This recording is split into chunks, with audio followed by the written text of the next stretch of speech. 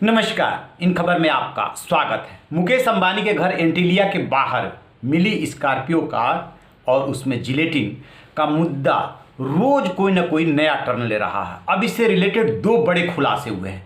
पहली बात यह कि जिस मनसुख हिरेन की वो स्कॉर्पियो बताई जा रही है और 17 फरवरी की चोरी की बात है, वो स्कॉर्पियो कभी चोरी हुई ही नहीं थी। तो जो राज निकल करके आ रहा है वो ये कि जो एपीआई है सचिन वाजे और मनसुख हिरेन दोनों मिले हुए थे। मनसुख हिरेन सचिन वाजे का सबसे बड़ा राजदार था।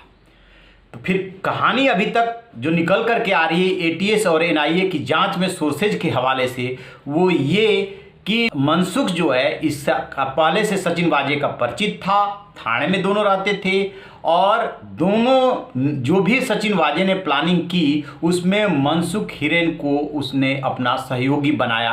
कितनी बात बताई कितनी नहीं बताई ये तो पता नहीं, लेकिन अभी ये कहा जा रहा है कि जो इनोवा थी जिसको कि सचिन वाजे एपीआई जो इस्तेमाल कर रहा था, वो इनोवा जो है खुद चला रहा था मनसुख हिरेन और सचिन वाजे जो है उस स्कॉर्पियो में पीपीई किट पहने हुए बैठे हुए था, उसको चला रहा था। वही पीपीई किट धारक जो है बाद में इनोवा में आ गया गाड़ी को खड़ी करने के बाद, और फिर दोबारा जब वो आया है मौके पे तो देखिए एक वीडियो की किस तरीके से वो सीसीटीवी से जो मिला है वो नजर आ रहा है।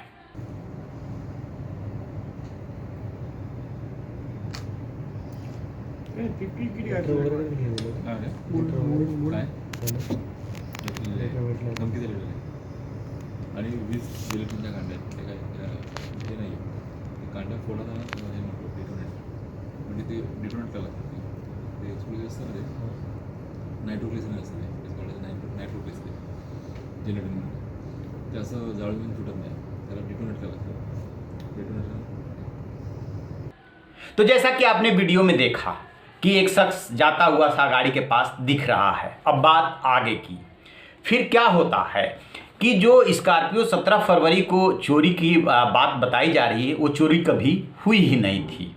वो गाड़ी जैसे ही मनसुख हिरेन ने वहाँ पे छोड़ी वैसे ही वहाँ से उठा ली गई थी और 18 फरवरी को जो संबंधित थाना है उसमें उसको लेकर के रिपोर्ट दर्ज करा दी गई। सोचिए कितनी बड़ी प्लानिंग की जा रही है। और फिर वो स्कॉर्पियो गाड़ी आ जाती है एपीआई सचिन वाजे के पास और इनका जो थाने में कॉम्प्लेक्स है जिसमें वो रहते हैं साकेत, उसमें वो गाड़ी चली जाती है, गाड़ी खड़ी रहती है।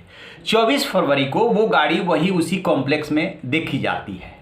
और फिर आगे क्या होता है कि उस गाड़ी का मतलब रिकॉर्ड मिटाने के लिए ये सचिन वाजे और उनके जो सहयोगी हैं जिनका नाम है रियाजुद्दीन काजी और एक पीएसआई है, दो और लोग हैं जो ड्राइवर बताए जा रहे हैं, ये जाते हैं सोसाइटी के सेक्रेटरी के पास कि ऐसे ऐसे हमें इसका वो रिकॉर्ड चाहिए और रिकॉर्ड मांगते हैं। तो जो सोसाइटी के जो आरडब्ल्यूए जो काम करती है उसके पदाधिकारियों ने ऐसे डीवीआर देने से सीसीटीवी का मना कर दिया कि ऐसे नहीं देंगे। फिर क्या है कि इनका जो सहयोगी है सचिन वाजे का रियाजुद्दीन, वो उन्होंने लिखित में एक नोटिस दिया, उनका नाम पूरा रियाजुद्दीन काजी है, कि हमें इसी सेक्शन के तहत जो सीआरपीसी अधिकार प्राप्त है, लिहाजा इस केस की हम जांच कर रहे हैं और आप डीवीआर सौंपे। तो उन लोगों ने डीवीआर दे दिया, लेकिन सोसाइटी ने बहुत अच्छी भूमिका निभाई। उन्होंने डीवीआर सौंपने के बाद वो चिट्ठी भी देखेंगे जिसमें इन्होंने वो मांगा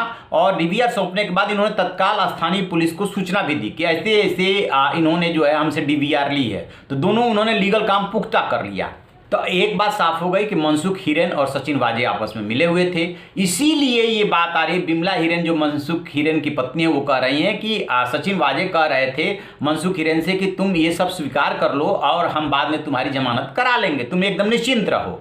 यानी कि वो सबसे बड़ा राजदार था और वो काम कितना हुआ, कितने के लिए वो राजी हुआ, यह मामला तुल पकड़ गया। लिहाजा मनसुख हिरेन जो सबसे बड़ा राजदार था उसकी हत्या कर दी गई। क्वेश्चन मार्क है किसने की, कैसे की हत्या की, सुसाइड किया, लेकिन अब बात आ रही है कि उसकी हत्या कर दी गई क्योंकि उसको सारा राज पता था। अब जो बात आ रही है और आगे की कि इसका सचिन वाजे, सिर्फ सचिन वाजे ही इसमें शामिल नहीं है, इनके और भी दोस्त इसमें शामिल है। और सवाल इसलिए उठ रहे हैं ऊपर तक के, यानी कमिश्नर तक की, कि कायदे से जब जिलेटिन छड़ें बरामद हुई थी तो ये जांच चली चाहिए थी एंटी टेररिस्ट जो टेरर स्क्वाड होता है एटीएस के पास, उसके पास, लेकिन वहाँ ना जाकर के कहाँ गई, ये जो है सचिन वाजे की जो यूनिट थी क्राइम इंटेलिजेंस यूनिट, उसके पास जाती है और सचिन वाजे ही उसको हेड कर रहा है। तो यानी कि जिसने जुर्म किया, थोड़ी देर के लिए मान लेते हैं क्वेश्चन मार्क के साथ, कि जिसने जुर्म किया उसी को न्यायाधीश बना दिया गया, जांच अधिकारी बना दिया गया, और लिहाजा जांच को वो अपनी तरीके से मैनिपुलेट करने लगा, मनसुख हिरेन पे दबाव डालने लगा। मनसुख हिरेन जब तैयार नहीं हुए तो उनको रास्ते से हटा दिया गया। तो एक बात तो तय है कि जो सचिन वाजे है वो पूरे प्रकरण के केंद्र बिंदु में है, लेकिन तार जो जुड़ा है वो बहुत ऊपर से जुड़ा है। और कारण क्या बताया जा रहा है, क्या बीएमसी चुनाव आ रहा है तो उसमें मुकेश अंबानी को धमका करके, सुरक्षा का डर दिखा करके मोटी रकम वसूलने की तैयारी थी ताकि वो चुनाव लड़ा जा सके। असली मकसद क्या था? बीजेपी के नेता तो यही सवाल उठा रहे हैं कि बीएमसी चुनाव के लिए ऐसा ऐसा किया गया, लेकिन इस बात पे अभी इसलिए भरोसा नहीं किया जा सकता कि क्या पता कि इससे भी बड़ी प्लानिंग हो। तो ये सब निकल करके बातें आ रही है, और जो एनआईए के जो चीफ हैं वो मुंबई पहुंचे हुए हैं। इसका मतलब मामला बहुत बड़ा टर्न ले रहा है। कहा जा रहा है कि पुलिस कमिश्नर से भी पूछताछ हो सकती है, क्योंकि पुलिस कमिश्नर का दुलारा इतना सचिन वाजे कैसे बना हुआ था कि जिस इनोवा गाड़ी की बार बार नंबर प्लेट बदला गया है, यानी कि जो मौके पर गई थी, तो जब पुलिस कमिश्नर के ऑफिस से निकलती थी तो उसका नंबर प्लेट असली होता था, लेकिन रास्ते में जो है फिर उसका नंबर प्लेट बदल दिया जाता था। क्राइम करते समय भी उसका नंबर प्लेट बदल दिया गया था। तो ये सारी बातें हैं जो पूरे मुंबई पुलिस को पे सवालिया निशान उसने लगा दिया है, मुंबई पुलिस की छवि को, मुंबई पुलिस की जांच को, और कितने छोटे लेवल के अधिकारी, एपीआई असिस्टेंट पुलिस इंस्पेक्टर होता है, वो ऐसे कैसे इसको अंजाम दे सकता है, उसको फिर 13-14 साल बाद बहाल किया जाता है। तो इससे लग रहा है कि बहुत बड़ी साजिश रची गई जिसमें मुंबई पुलिस और कहीं ना कहीं सरकार का भी सह है, और तब जाकर के इसको अंजाम दिया गया। खैर, कोई भी बात दावे के साथ तभी कही जा सकती है जब पूरा आउटपुट बाहर आ जाए, जांच हो जाए, तभी पता चल सकेगा। जैसे इसको लेकर और कोई अपडेट आएगा हम आपसे साझा करेंगे। आप रहिए ना बेखबर, देखते रहिए इन खबर। Thank you.